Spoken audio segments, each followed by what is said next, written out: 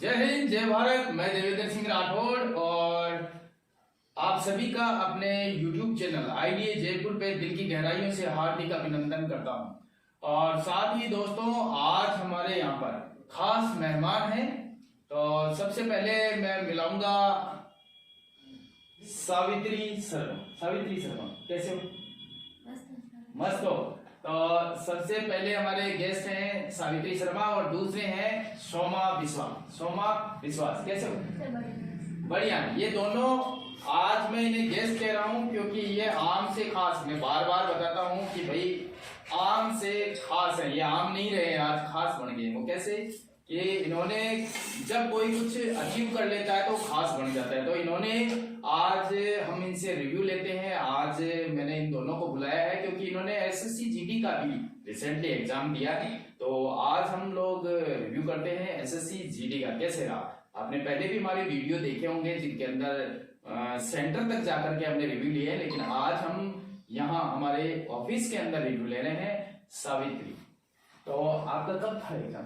10 तारीख को। 10 तारीख को एग्जाम था इनका। कैसा हुआ एग्जाम?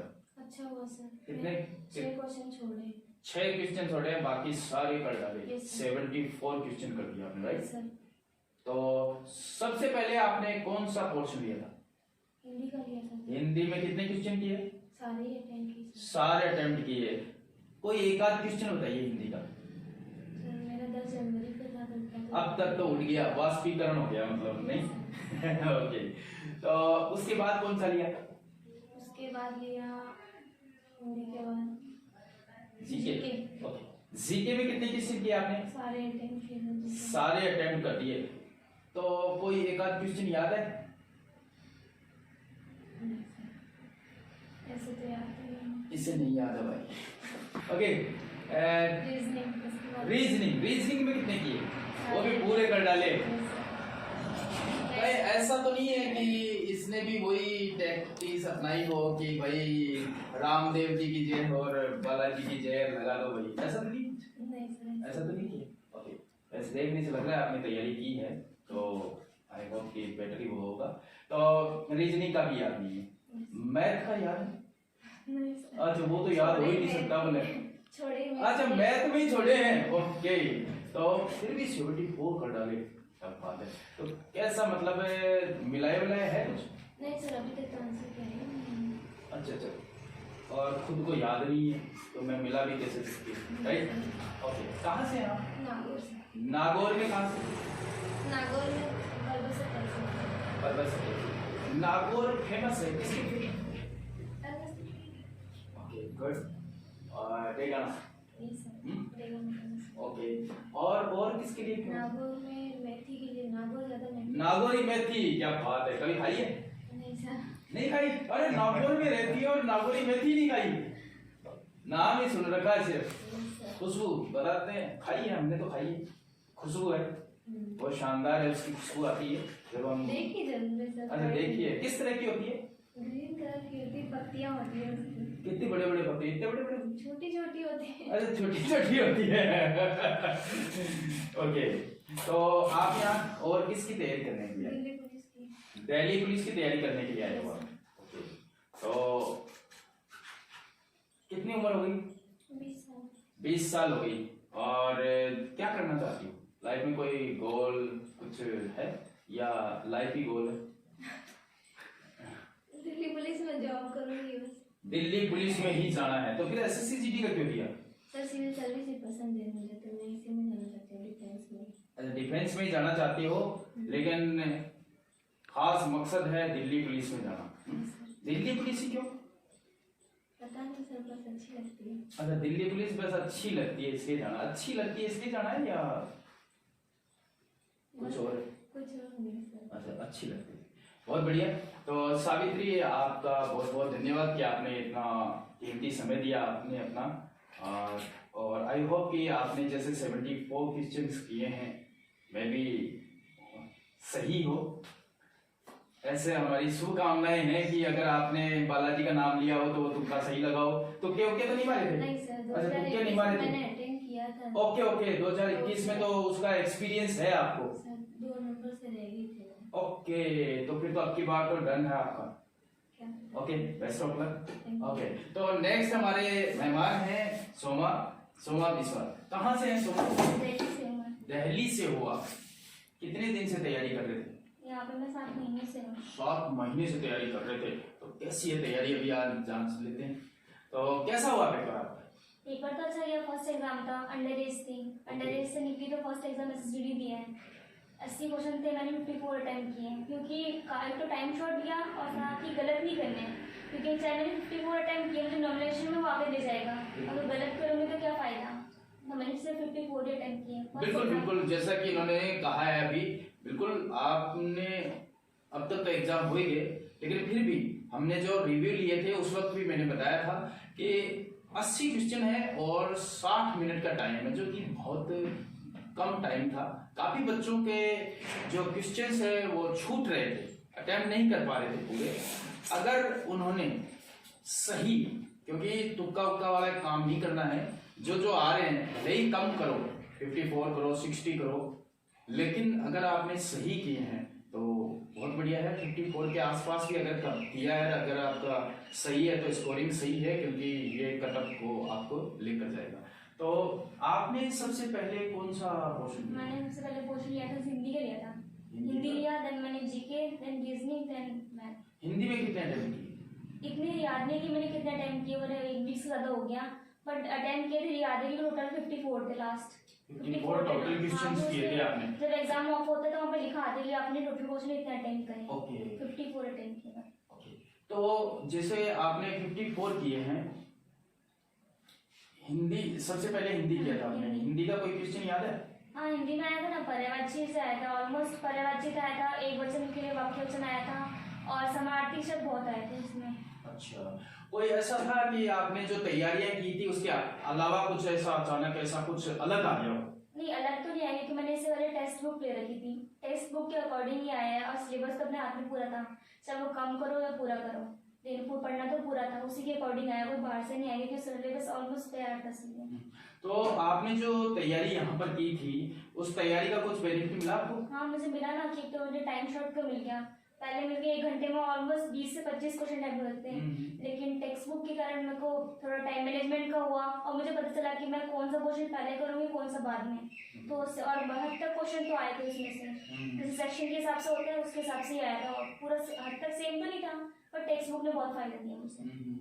तो आपने जैसे यहाँ तैयारियां की थी, और आपने जैसे बताया है कि भाई आपने टेस्ट दिए थे, और टेस्ट के ही वजह से आपको काफी बेनिफिट मिला। तो आपने जैसे फर्स्ट हिंदी किया था, उसके बाद देन जीके। तो जीके का कोई क्वेश्चन याद है? जीके में एक तो बौद्ध धर्म से आया था, और दूसरा फेस्टिवल पे आया था। ऐसा कौन सा जीके का पोर्शन था जिससे कोई क्वेश्चन आया ही नहीं, जो आपने खूब पढ़ाई तो खूब करी थी, लेकिन आया एक भी? मॉडर्न हिस्ट्री से नहीं आया। मतलब जीके में आप लोगों को बता दूं काफी बड़ा है, तो जितना देखा जाए उतना वो आपका बहुत बड़ा है, लेकिन क्वेश्चन इतने नहीं आ पाते हैं। तो आपकी तैयारी उसके अकॉर्डिंग होनी चाहिए, सिलेबस के अकॉर्डिंग, और किस तरह का पैटर्न आ रहा है। अगर आप किसी कंपटीशन की तैयारियां कर रहे हैं तो आपको ये जरूर जान लेना चाहिए कि प्रीवियस ईयर के पेपर उठा करके देख लेने चाहिए, उसका सिलेबस उठा करके देख लेना चाहिए कि किस पोर्शन से किस तरह के क्वेश्चंस बन रहे हैं और कैसे आ रहे हैं। तो क्या ये सब स्ट्रेटेजी आपने की? हाँ जी, मैंने पहले प्रीवियस ईयर क्वेश्चन देखे थे, हद तक मॉडर्न के थे, एशियन के नहीं थे, मॉडर्न हिस्ट्री पूरी थी। ये नहीं कि पढ़ना नहीं था, पर मॉडर्न हिस्ट्री पढ़ी थी, पर स्टैटिस्टिक्स पढ़ना था, करंट भी था। जीके तो पूरा गहराई है, जितना बड़ा उतना कम है, बट मैंने मॉडर्न स्टार्ट की थी क्योंकि मॉडर्न करंट में था। मॉडर्न से पॉलिटिकल हो जाती मेरी, और स्टैटिस्टिक्स से कंप्लीट हो जाती, इसलिए मैंने सिर्फ मॉडर्न पढ़ की थी। तो आपने जो ये 4 सब्जेक्ट थे इसके अंदर, में से कौन सा सब्जेक्ट था जो कि आपको सबसे ज्यादा पसंद था, और जिसमें आपको स्कोरिंग में भी सबसे ज्यादा मदद? रीजनिंग और हिंदी, ये बहुत ऑप्शनल सब्जेक्ट होता है, और रीजनिंग आसान भी आई थी इस बार, और हिंदी में तो ऑलमोस्ट सबको आसान लगता है। ओवरऑल पेपर का जो लेवल था वो कैसा था? नहीं, लेवल इतना हाई नहीं था, क्योंकि स्टार्टिंग में पेपर बोलते थे लोग कि जितने रिव्यू सुने कि हाई जा रहा है, बट मेरा ये एंडिंग में फैब में था, इतना हाई नहीं गया, ऑलमोस्ट सिलेबस के अकॉर्डिंग ही आया था, क्योंकि जिससे सिलेबस पता होगा उसने तैयारी बेहतर की होगी, तो उसे क्या हार्ड क्या बुरा लगे। सही।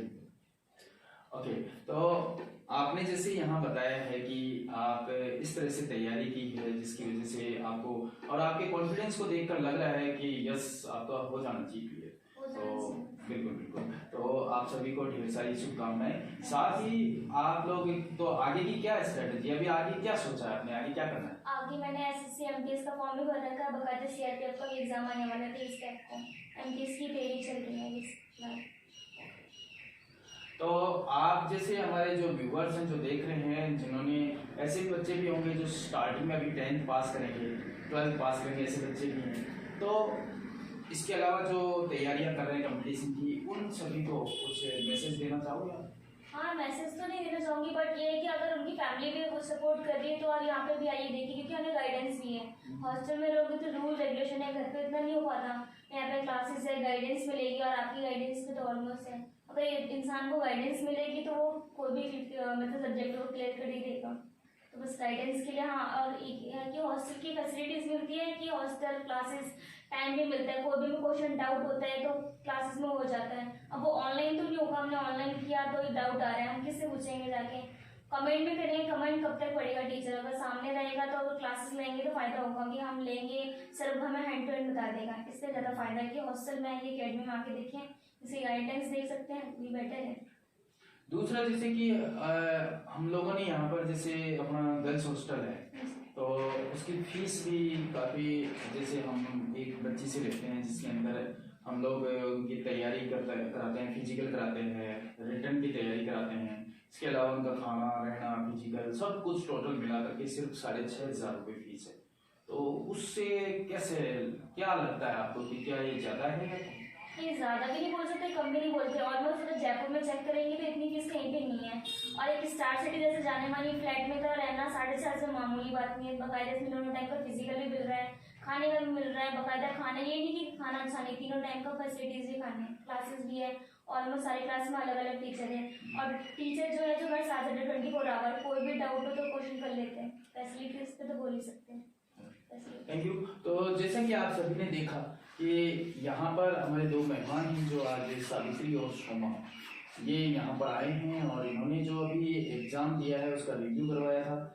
और इससे तो अगर आप किसी कंपटीशन की तैयारी कर रहे हैं और अगर आप गर्ल्स हैं, बेसिकली गर्ल्स हैं या कहीं दूर से हैं, कैसे भी हैं, स्पेशली गर्ल्स के लिए बता रहा हूँ कि हमारे यहाँ पर गर्ल्स का सेपरेट हॉस्टल है और बहुत ही अच्छा इन्वायरमेंट है। आप यहाँ आकर के तैयारी कर सकते हैं एक बहुत ही कम कीमत में। तो और साथ ही यहाँ पर आकर के अपने सपनों को पंख लगा सकते हो। यहाँ आकर के आपको मिलेगी एक बेहतरीन गाइडेंस और साथ ही आपको एक ऐसा एनवायरनमेंट मिलेगा जिसमें आप अपनी सफलता को और ज़्यादा सक्सेस बना सकते हो, कंफर्म कर सकते हो अपनी सफलता को। तो आप दोनों का बहुत बहुत धन्यवाद कि आपने इतना कीमती समय दिया।